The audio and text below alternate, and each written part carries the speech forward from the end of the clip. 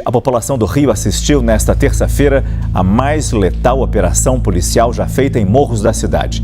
Com o objetivo de prender traficantes do Comando Vermelho, os complexos do Alemão e da Penha, na zona norte do Rio, foram alvo de uma mega operação das polícias civil e militar. Os dois conjuntos de favelas foram transformados em zonas de guerra. Ao longo do dia, as imagens que nós íamos assistindo davam conta do terror imposto não apenas a quem mora naquelas favelas com fogo e balas traçantes, mas também em outros pontos da região metropolitana. Foi a resposta do crime à ação policial, especialmente com a interrupção de vias importantes para o trânsito da cidade. La población de Río presenció este martes la operación policial más letal jamás realizada en los morros de la ciudad. Con el objetivo de arrestar a narcotraficantes del Comando Vermelho, los complejos de Alemão y Peña en la zona norte de Río fueron blanco de una mega operación de las policías civil y militar. Los dos conjuntos de favelas se transformaron en zonas de guerra. A lo largo del día, las imágenes que íbamos viendo daban cuenta del terror impuesto, no solo a quienes viven en esas favelas, con fuego y balas trazadoras, sino también en otros puntos de la región metropolitana. Fue la respuesta del crimen a la acción policial, especialmente con la interrupción de vías importantes para el tráfico de la ciudad.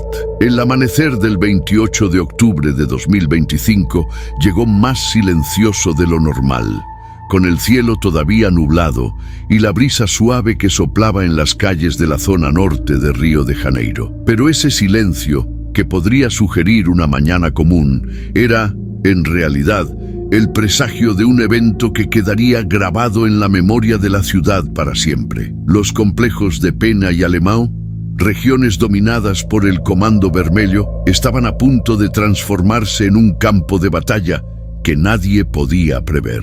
Mientras los residentes de la comunidad se despertaban en su mayoría para afrontar el día en medio de la pobreza y la violencia cotidianas, el gobierno del estado preparaba el mayor ataque contra el narcotráfico en Río de Janeiro desde la década pasada. La operación, bautizada como Operación Contención, fue una respuesta directa al aumento brutal de la violencia en los últimos meses y a la creciente dominación del Comando Vermelho, que se había expandido más allá de sus territorios tradicionales. El narcotráfico estaba en pleno auge y las facciones criminales, entre ellas el Comando Vermelho, pasaron a dominar barrios enteros, convirtiendo las calles en lugares de guerra donde la ley no existía. La desesperación de las autoridades hizo que se planeara una acción de proporciones inéditas, creyendo que esta operación podría finalmente retomar el control. La operación fue meticulosamente organizada y el aparato policial estaba listo para avanzar de manera rápida y decisiva. Aproximadamente 2.500 policías y militares, incluyendo las tropas de élite como el BOPE, Batallón de Operaciones Policiales Especiales, y la CORE, Coordinadora de Recursos Especiales, habían sido movilizados. Helicópteros sobrevolarían las favelas, mientras vehículos blindados avanzarían por las callejuelas. El objetivo de la operación era claro: arrestar a los líderes del Comando Vermelho, desmantelar sus redes de narcotráfico e incautar el mayor número posible de armas, drogas y materiales ilícitos. Pero lo que parecía ser una operación estratégica y organizada pronto se transformaría en un escenario de caos total. Alrededor de las 6 de la mañana, la acción comenzó. Helicópteros surgieron en el horizonte, cortando el aire con su fuerza imponente, y las primeras patrullas llegaron a Penha y Alemão. El sonido de los motores de las máquinas resonaba por las calles, mezclándose con los sonidos de la alarma de los residentes y el ruido amortiguado de los primeros disparos. Al principio, el Comando Vermelho reaccionó con violencia, con los narcotraficantes levantando barricadas y disparando contra los agentes de seguridad. Las favelas se convirtieron en una verdadera zona de guerra. El enfrentamiento, que inicialmente parecía ser una batalla entre fuerzas de seguridad y criminales, rápidamente se transformó en un campo de destrucción indiscriminada. Las calles estrechas de las favelas, de difícil acceso, se convirtieron en un laberinto de resistencia y violencia, donde cada esquina representaba un nuevo desafío para las fuerzas de seguridad. La población local, que ya convivía con el miedo y la violencia cotidiana, ahora vivía bajo un asedio aún más brutal. Muchos residentes, temiendo represalias, corrieron a refugiarse en sus casas. Otros, desesperados, intentaron escapar del conflicto, pero se vieron envueltos por el caos. Las escuelas fueron cerradas, los hospitales abarrotados y las calles se volvieron intransitables. Las unidades de salud no tenían estructura para lidiar con el volumen de heridos que llegaba. El miedo era palpable y la sensación de impotencia se apoderó de los civiles, que en muchos casos fueron atrapados en el fuego cruzado. Mientras la operación avanzaba, la violencia solo aumentaba. El número de muertos comenzó a subir y en cada esquina, con cada cuerpo encontrado en las calles, la pregunta se hacía más presente: ¿hasta dónde estaban dispuestas a llegar las autoridades? La línea entre cumplir la misión de combatir el crimen organizado y cometer abusos de autoridad se volvió cada vez más tenue. Alrededor de las 10 de la mañana, las primeras víctimas civiles comenzaron a ser identificadas. Empezaron a surgir relatos de residentes, hablando de cuerpos encontrados con marcas de disparos en la cabeza, otros con puñaladas en la espalda y perforaciones en las piernas. Lo que debería ser una operación estratégica para arrestar a criminales y retomar el control de la ciudad se estaba transformando en una masacre. Testigos hablaban de ejecuciones sumarias en las que los cuerpos caían sin más ni menos, como si fueran parte de una represalia calculada. El horror de las escenas se amplificaba aún más por relatos de tortura y brutalidad policial. Algunos de los cuerpos encontrados presentaban marcas claras de violencia extrema, lo que generaba sospechas de que no se trataba solo de un enfrentamiento, sino de una acción desmedida de venganza, en la que la violencia se extendió más allá del objetivo inicial de la operación. Las fuerzas de seguridad, por su parte,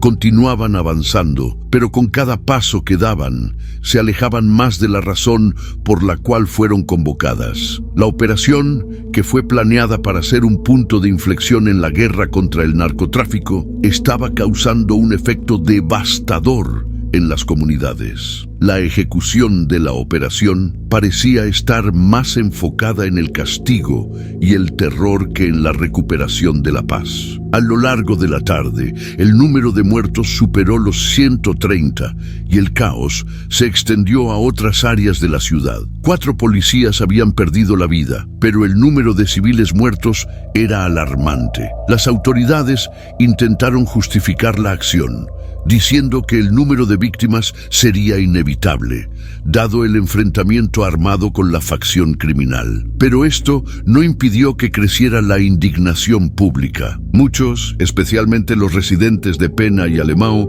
comenzaron a cuestionar si realmente había necesidad de tanta fuerza. Al fin y al cabo, el Comando Vermelho, aunque extremadamente violento, no estaba preparado para enfrentar el tamaño del aparato que se estaba usando contra ellos. Mientras tanto, las cicatrices dejadas por la operación no eran solo físicas, sino también psicológicas. Las familias que perdieron seres queridos en las calles de Pena y Alemão empezaron a preguntarse si el Estado realmente estaba allí para protegerlos o si una vez más estaban siendo abandonados a merced de la violencia. Los testimonios de quienes estaban en la línea del frente revelaban una realidad aterradora. Más que un enfrentamiento entre la policía y el crimen, era una guerra librada dentro de las comunidades, donde el precio pagado por la seguridad era más alto de lo que cualquiera podría imaginar. Cuando el sol se puso en Río de Janeiro, el 28 de octubre de 2025,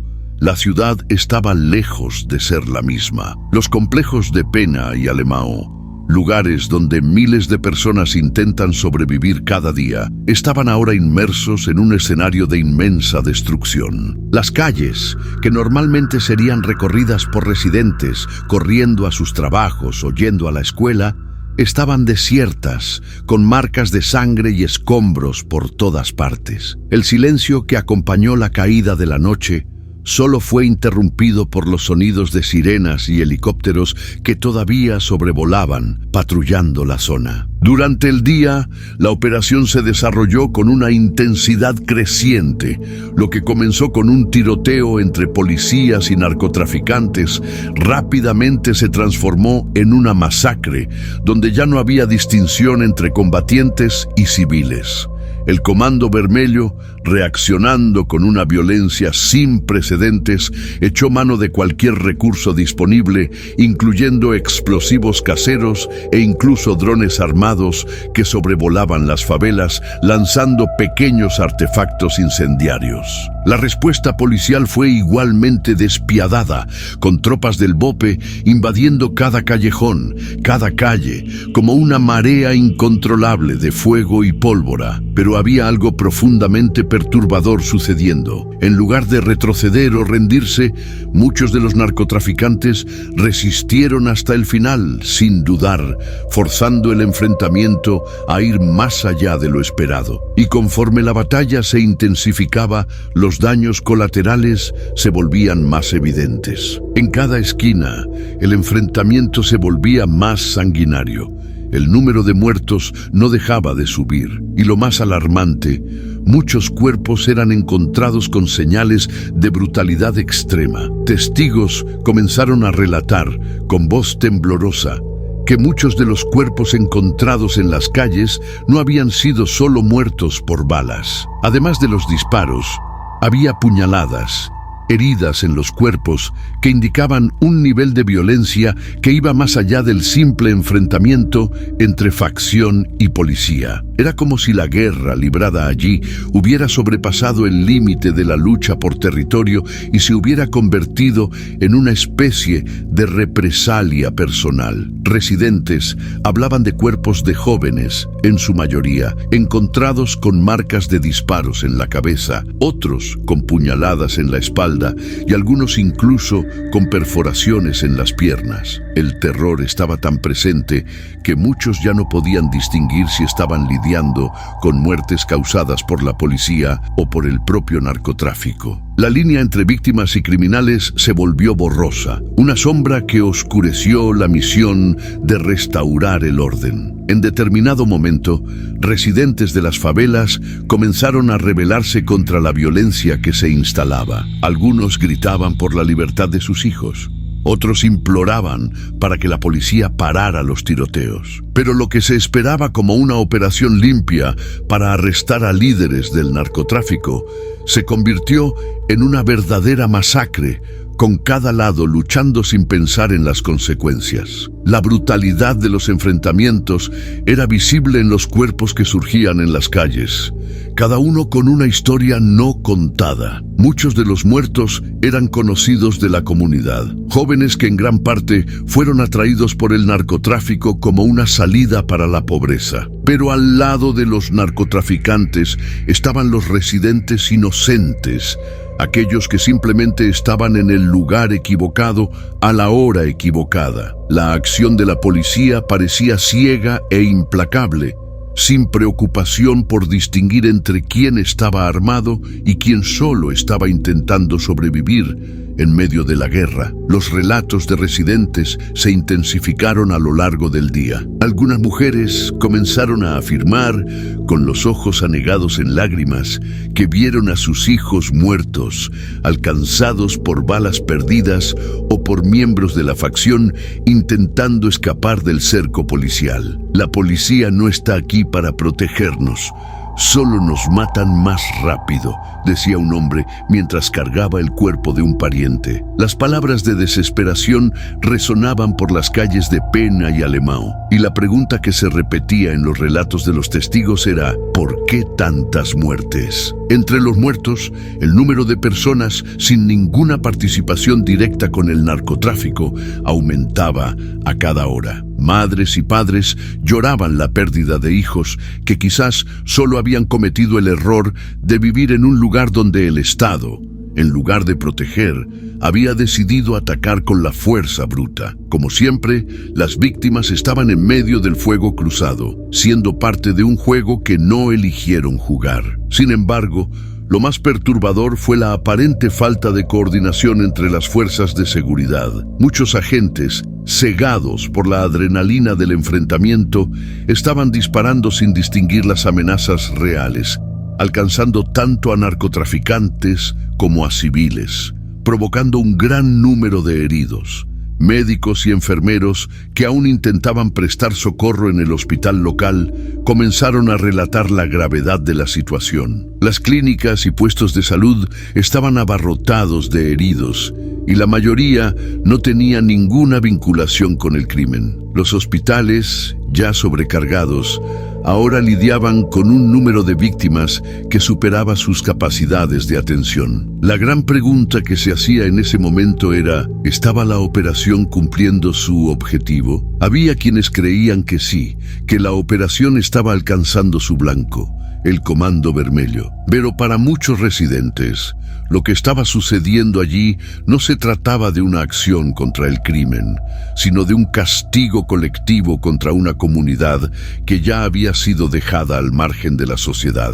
Mientras la noche avanzaba, el número de cuerpos aumentaba y la ciudad se preparaba para un nuevo día de dolor y luto. Pero en el fondo, algo se estaba volviendo claro. La verdadera lucha estaba apenas comenzando. Lo que había comenzado como una operación policial contra el narcotráfico se había transformado en una guerra sin vencedores, donde civiles, policías y narcotraficantes pagaban el precio de un sistema que fallaba en comprender el verdadero coste de la violencia.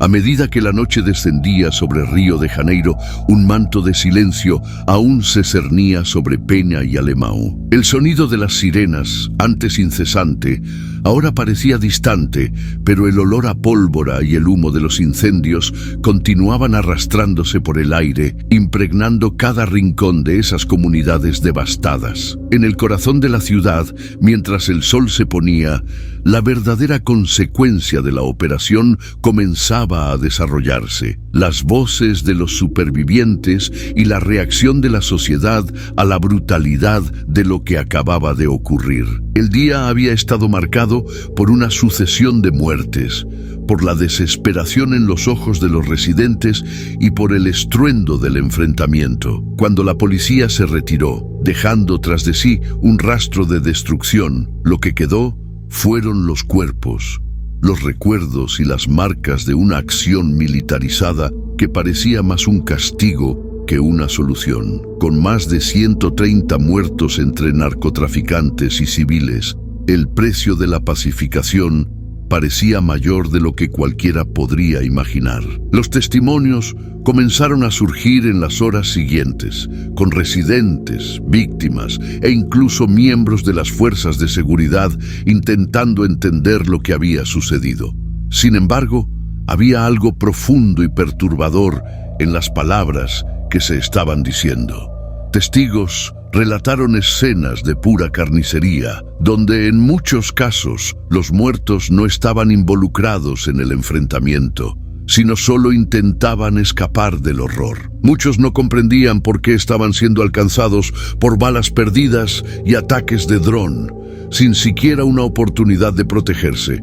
Una señora que perdió a un hijo esa mañana describió el dolor y el choque al ver el cuerpo de su hijo, un joven de 19 años, con una perforación profunda en la espalda. Él no estaba en el narcotráfico, no estaba armado, dijo, las lágrimas cayendo pesadamente sobre sus palabras. Intentó huir cuando comenzó el tiroteo, pero las balas lo alcanzaron. No había cómo esconderse, fue una carnicería. Sus ojos cansados y sin esperanza parecían reflejar el dolor de toda la comunidad. Su hijo, como tantos otros, pagó el precio por un conflicto que él nunca eligió vivir. En el centro de la ciudad, donde la operación comenzaba a ser analizada bajo la óptica de los medios y la política, surgían discusiones acaloradas sobre los excesos cometidos por las fuerzas de seguridad. El gobierno estatal intentaba justificar la operación, destacando las muertes de los policías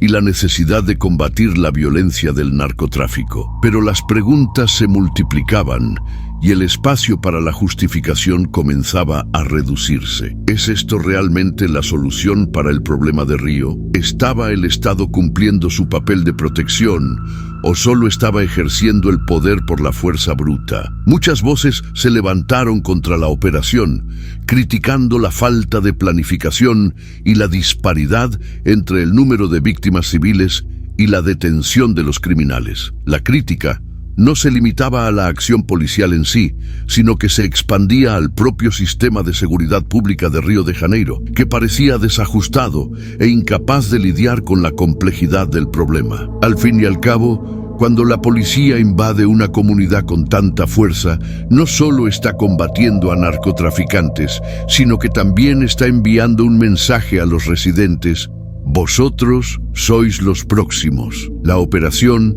en lugar de ganarse la confianza de la comunidad, solo profundizaba el abismo entre la población y el Estado. Residentes, ya acostumbrados a vivir bajo la sombra del narcotráfico, ahora se veían rehenes de una violencia aún mayor, la que venía del propio gobierno. El sentimiento de impotencia fue tan grande que muchos comenzaron a cuestionar la eficacia de las acciones del Estado. Si vamos a morir, entonces que muramos por algo mejor. No de esta forma, decía un joven entrevistado en medio de las ruinas de la operación. Del otro lado de la moneda había quienes defendían la operación. Para muchos, la actuación de las fuerzas de seguridad era una necesidad. Ante la escalada de la violencia, la operación fue necesaria. Necesitábamos poner fin a esta facción criminal que domina nuestra ciudad, afirmaban algunos representantes de la seguridad pública. Sin embargo, incluso entre los defensores, la sensación de que algo había sido hecho de manera precipitada y excesiva era difícil de ignorar.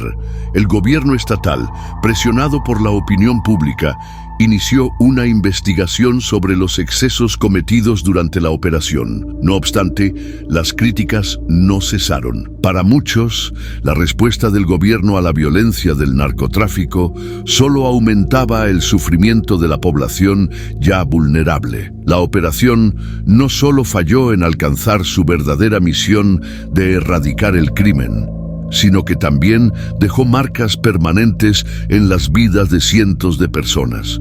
Mientras tanto, en las calles de Penha y Alemão, los cuerpos aún estaban siendo identificados. Las escenas de muerte y destrucción comenzaron a convertirse en parte del cotidiano de esas familias, pero el dolor y el sufrimiento estaban lejos de terminar. Los supervivientes, en gran parte, buscaban solo una cosa: respuestas. ¿Por qué murieron tantos?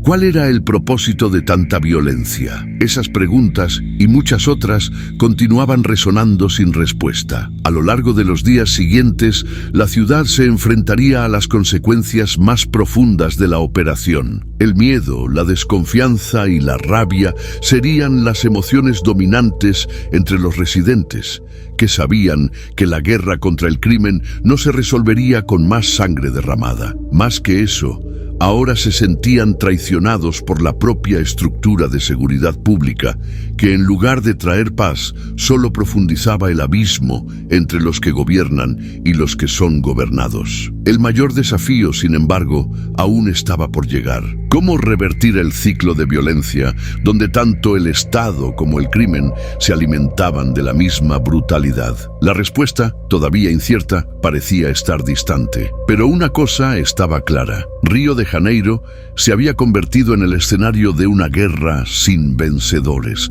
y quienes pagarían el precio final por todo esto serían aquellos que nunca eligieron participar en esta batalla: los civiles, los ciudadanos que solo buscaban una vida tranquila en medio del caos. Río de Janeiro, con su belleza inconfundible y sus cicatrices profundas, sigue, como siempre, dividida entre el progreso y el caos. La operación realizada el 28 de octubre de 2025, que había prometido una solución para los problemas de la violencia en las comunidades de Río, dejó un legado mucho más complejo de lo imaginado. Más de 130 muertos entre narcotraficantes y civiles y la marca de más de un centenar de heridos son números que difícilmente podrán ser borrados de la historia reciente de la ciudad. Pero los daños causados por la operación no están solo en los cuerpos caídos en las calles de Penha y Alemão.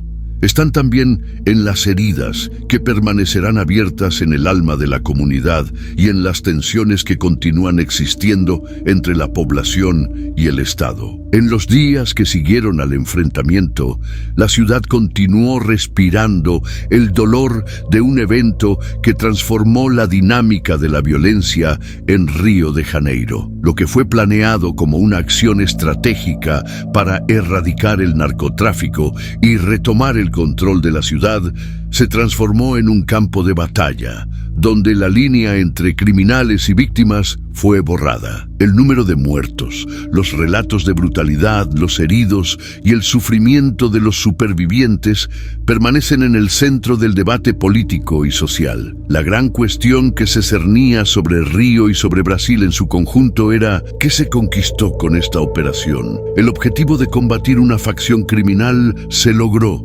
pero a un coste altísimo. Muchos especialistas en seguridad pública comenzaron a cuestionar si la violencia policial, aunque necesaria para desmantelar el narcotráfico, había sobrepasado los límites de la legitimidad. Y más aún, si la respuesta del Estado con sus fuerzas militares y policiales no había simplemente creado un ciclo de violencia aún más destructivo. En lugar de pacificar, lo que la operación hizo fue abrir un nuevo capítulo de desconfianza y revuelta. La cuestión de la seguridad en Río de Janeiro, y especialmente en las favelas, continúa siendo uno de los mayores desafíos que el Estado enfrenta. El Comando Vermelho, aunque debilitado en algunos frentes, no fue completamente desmantelado. Y mientras el gobierno conmemoraba los éxitos de la operación, la verdad es que otras facciones comenzaron a reconfigurarse para llenar el vacío dejado por el Comando Vermelho. La victoria de las fuerzas policiales no fue absoluta. El narcotráfico en Río sigue siendo un problema estructural, alimentado por un sistema social que de alguna manera aún deja a muchos al margen. Los residentes de Penha y Alemão, que vivieron el terror de aquella operación, no se sintieron protegidos, se sintieron abandonados. Y ese es el gran paradoja. Al intentar restaurar el orden, la operación solo evidenció cuán a menudo el Estado está ausente en la vida de esas comunidades. La policía, en lugar de ser vista como la garantía de seguridad, pasó a ser vista como una fuerza opresiva. Y en ese vacío de confianza, el narcotráfico, con sus promesas de poder y dinero fácil, sigue siendo una alternativa atractiva para los jóvenes que, sin perspectivas, se ven seducidos por la violencia. El escenario postoperación también sacó a la luz una cuestión más profunda. ¿Hasta qué punto la guerra contra el narcotráfico se está librando de la manera correcta? Durante la operación, muchos civiles fueron víctimas no solo de disparos perdidos, sino también de acciones desmedidas. El pánico se apoderó de las comunidades y la violencia policial en algunas áreas fue casi una ocupación militar, con el uso excesivo de la fuerza en territorios donde los habitantes ya vivían con miedo. Las fuerzas de seguridad, en su intento de retomar el control, no se percataron de que no estaban solo atacando a la facción criminal, sino que también estaban afectando a aquellos que, aunque viviendo bajo su dominio, nunca formaron parte del sistema criminal. Mientras los medios y los defensores de los derechos humanos levantaban banderas de alerta sobre los abusos cometidos, el gobierno estatal intentó defender su acción, destacando la muerte de narcotraficantes y la detención de diversos líderes del Comando Vermelho. Sin embargo, la retórica de limpieza y pacificación no era suficiente para borrar las marcas de sufrimiento dejadas en aquellos que perdieron a sus seres queridos o que vivieron el trauma de una operación que más parecía un exterminio que una solución. Lo que siguió fue un debate acalorado en todos los sectores de la sociedad. Por un lado, las autoridades continuaron defendiendo que la operación era necesaria para desmantelar el narcotráfico y garantizar la seguridad de la ciudad. Por otro lado, los críticos, incluyendo especialistas en seguridad y derechos humanos, señalaron que la violencia policial había sido exagerada y que el Estado debería buscar soluciones más eficientes y menos destructivas para combatir el crimen. El debate sobre la forma en que las operaciones de combate al 2556, 2636 narcotráfico deberían ser conducidas y si las fuerzas policiales deberían o no actuar con tanta brutalidad, continuó dominando las discusiones políticas y sociales. Sin embargo, el mayor impacto de la operación fue psicológico. Aquellos que sobrevivieron a aquel día de horror, especialmente los jóvenes, quedaron marcados por la violencia. Para ellos, la sensación de que la muerte podría llamar a la puerta en cualquier momento se intensificó. La represión policial y el aumento del miedo no crearon una sociedad más segura, sino una sociedad más desconfiada y traumatizada. Y mientras los cuerpos de criminales y civiles eran enterrados, una nueva generación crecía en un ambiente donde la desconfianza en el Estado y el miedo a la violencia seguían siendo partes constantes de la vida cotidiana. El desenlace de la operación Contención, aunque celebrado por algunos como una victoria, dejó una ciudad dividida. En el futuro, las consecuencias de aquel día de octubre de 2025 continuarían desarrollándose no solo en las estadísticas de violencia, sino en las historias personales, en las marcas dejadas en las familias, en las calles y en las comunidades. Río de Janeiro seguiría su lucha contra el narcotráfico y la violencia. Pero la gran pregunta permanecía: ¿era la guerra que el Estado libra la verdadera solución para los problemas de la ciudad? ¿O acaso la verdadera paz solo se alcanzaría cuando el Estado realmente entendiera las raíces del problema y actuara con más humanidad, en lugar de un brazo de hierro brutal que solo servía para ampliar la división y el dolor? Y al final, ¿qué quedaría de todo esto? Más de 130 muertos, cientos de familias devastadas y un Río de Janeiro dividido entre quien buscaba la paz y quien solo veía otra batalla perdida.